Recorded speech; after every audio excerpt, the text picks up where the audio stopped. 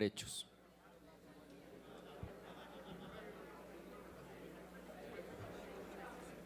Muchas gracias, señor presidente.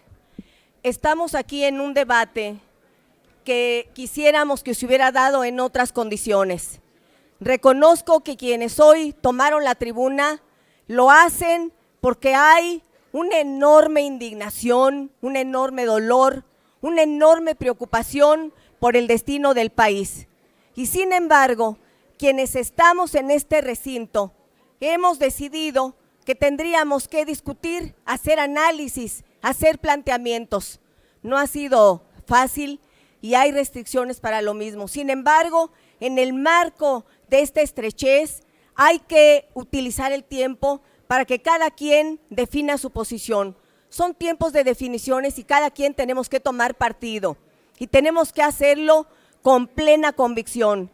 Quiero decir que cuando se habla del petróleo y del gas, la pregunta que en el mundo se puede hacer y hay que hacer es si es estratégico o no, son recursos estratégicos o no, porque eso es lo que se estaría cambiando. Para Estados Unidos son recursos estratégicos. Si es un asunto de seguridad o no, claro que el petróleo y el gas son asuntos de seguridad, tan son de seguridad que Estados Unidos va al Medio Oriente, al Golfo Pérsico, porque eso le permite tener zonas de control y de seguridad. Y nosotros, en asuntos que tienen que ver con la seguridad nacional, que son recursos estratégicos, ¿por qué tendría que tener el Estado que dejar el dominio y entregarlo a la iniciativa privada? Es algo que solamente se puede explicar por el negocio.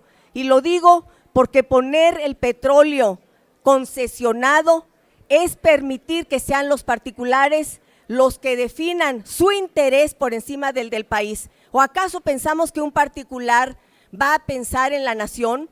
Va a pensar en la ganancia inmediata, va a pensar en cómo crece. Lo que menos le va a importar es el presente y el futuro de México. Eso es lo que está ahí. Y cuando se dice que lo que requerimos es tecnología, investigación científica, lo que deberíamos preguntarnos es ¿qué fue lo que pasó en estos últimos años? Que México dejó de invertirle a la petroquímica, dejó de invertir para que tuviéramos tecnología. Cuando Lázaro Cárdenas decidió la expropiación, los grandes especialistas, los expertos, los técnicos no estaban en México y sin embargo México tuvo la capacidad en estos momentos de crecerse a esa gran decisión y aquí de preparar a los técnicos y a los expertos. Eso es lo que tendríamos que recuperar, la capacidad de formación, de preparación con los expertos. Y las concesiones, aquí están las concesiones. Sabemos porque los medios de comunicación en una era de la comunicación lo han relatado.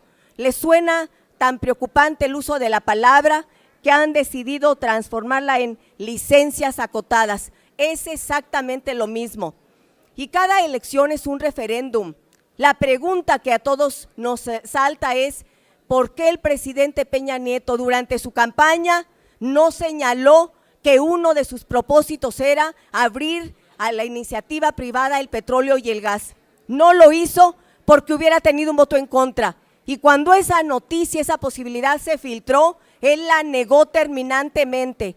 Es decir, si él hubiera dicho que se iba a privatizar Pemex, seguramente hubiera habido una gran cantidad de mexicanas y mexicanos, como lo muestran todas las encuestas, absolutamente todas, que expresa la gente. No hay acuerdo en que se abra y se entregue buena parte de la renta del país a la iniciativa privada.